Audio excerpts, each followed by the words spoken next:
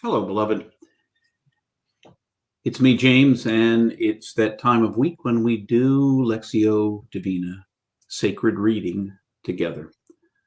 Sacred reading, Lectio Divina, whichever you choose to call it, one's English, one's Latin, is the opportunity for us to read a sacred text with the anticipation and expectation that the very words themselves might convey to us by the power of Spirit, something we need to hear, something we need to know.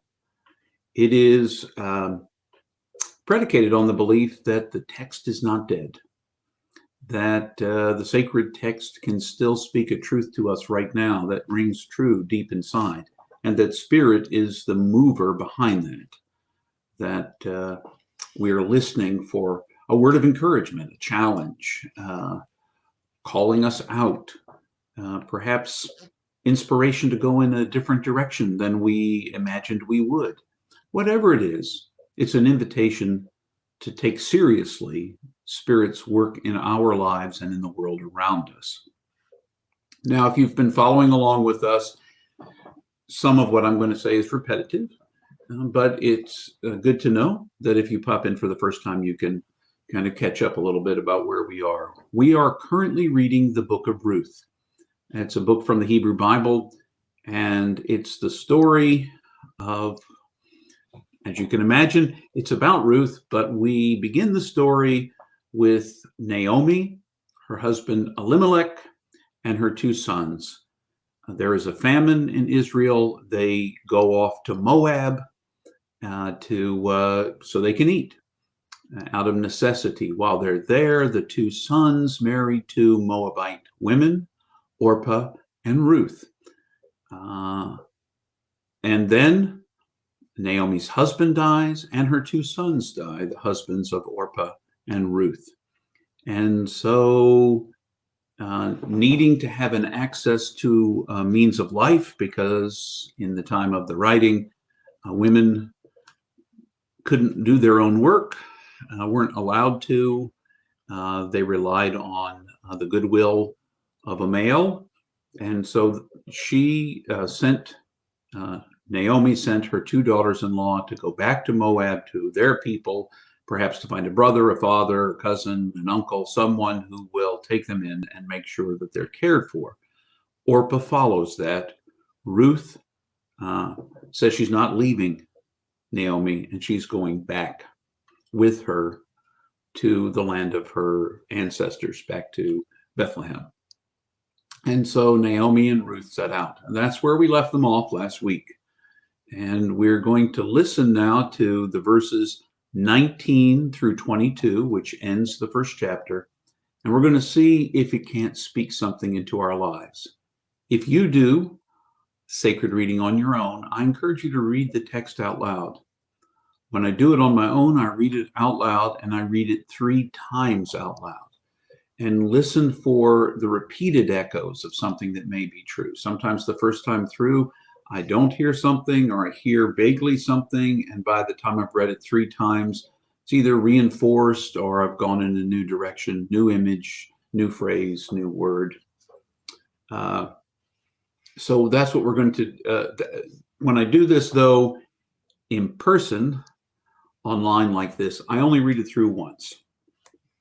As soon as I finish reading it, you can stop the video and you can go and read it for yourself aloud and figure out what it might mean for you. But if you want to hang around after that first reading, I will reflect on what stood out for me, what rose for me in this particular reading, in this particular moment in time when I read it. Because sometimes you could read the same text a week from now, a month from now, a year from now, hear something completely different, because Spirit may need to tell you something different. So catch your breath and let's read together from the book of Ruth.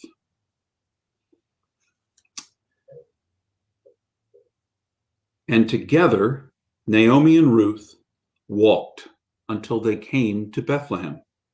When they arrived, the town was abuzz with gossip because of them. The townspeople said to each other, "Could this sad person be Naomi, our joy?" But she said to them, "Don't call me Naomi. Call me Mara, bitterness. For Adonai has afflicted me, and Shaddai has brought bitter destruction on me. I was filled to the brim when I departed, but Adonai has brought me back empty. Why insist on calling me Naomi, since Adonai has passed sentence upon me and Shaddai has brought me to ruin?" And that is how Naomi left the land of Moab with Ruth the Moabite and returned to Bethlehem, arriving just as the barley harvest was beginning.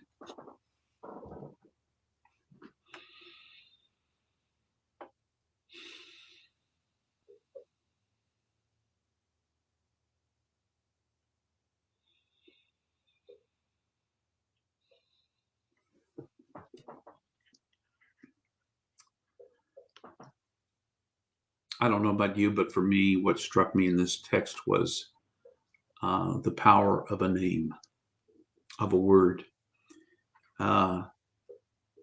We don't tend to think of names quite as strongly as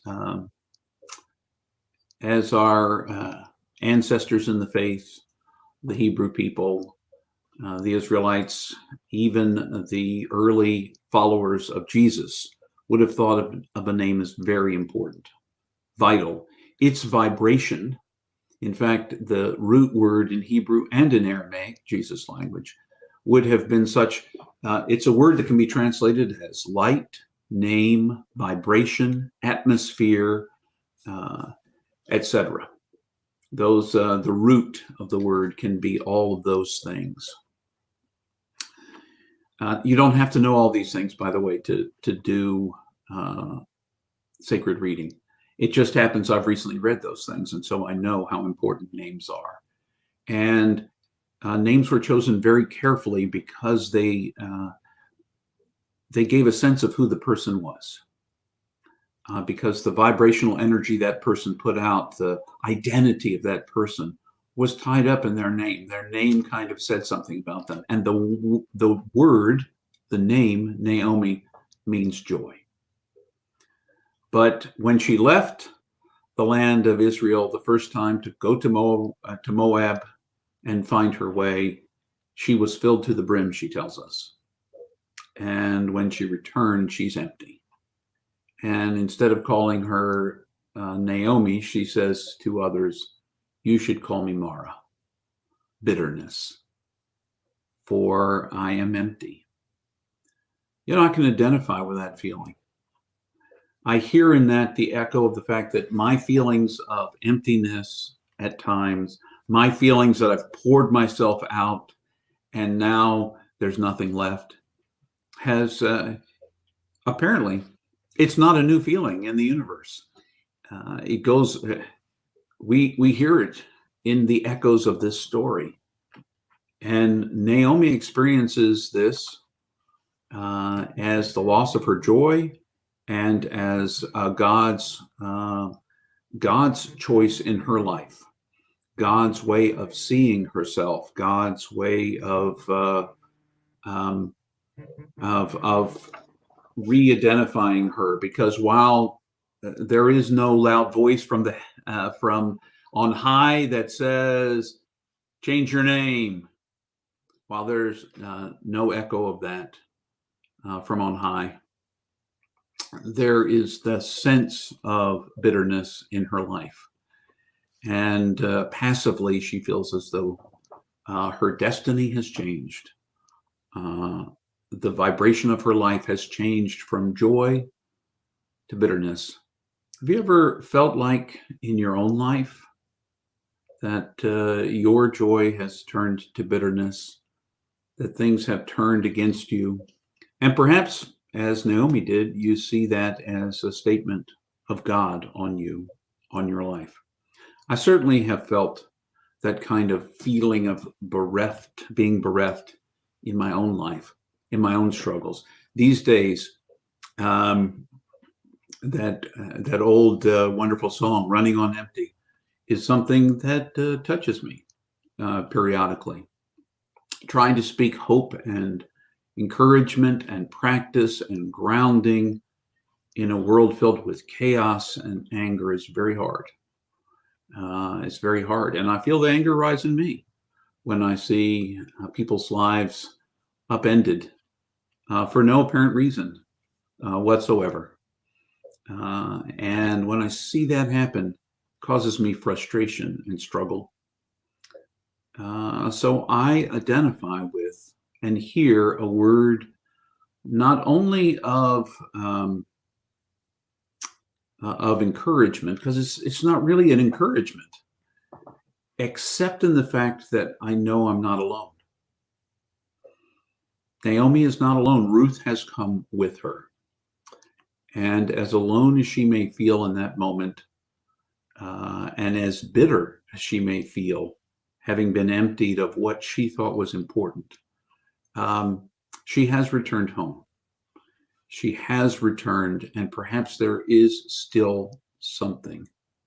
But she's not going to leave the place that she finds herself unnamed. She's naming it. I'm not joyful anymore. I'm bitter. And perhaps this is a statement about who I am, a change in identity.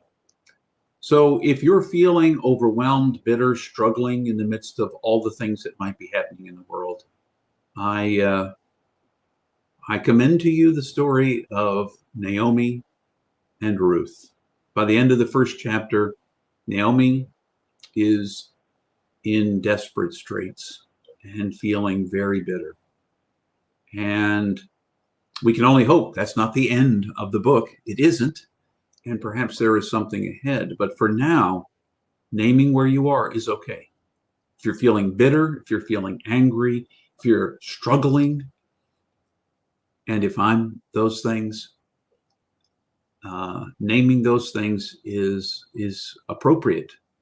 It's important. It may even feel like God is involved in some way. And God is big enough to hear whatever you need to say out loud about your own struggles, your own anger, your own bitterness. And Naomi says it out loud. I ought to be called something other than joy. Perhaps instead bitterness. I don't know if that helps you at all. That's what I heard today. And I encourage you to read the text on your own. If you want to catch up, you can watch the previous videos, or you certainly can go. You can certainly go pull out your own Bible if you want and read in small snippets that first chapter of Ruth. As always, welcome your responses, any thoughts you have, any way you hear the text and what it says to you. I'm always welcoming that kind of conversation and invitation. So until the next time, when we share sacred reading together again, I wish you all the best and remind you that you are infinitely precious and unconditionally loved for the gift you already are. Wherever you find yourself, feel free to name it, cry out in the midst of it. And perhaps it may not change a thing, but it may help you to at least claim where you find yourself. Until the next time.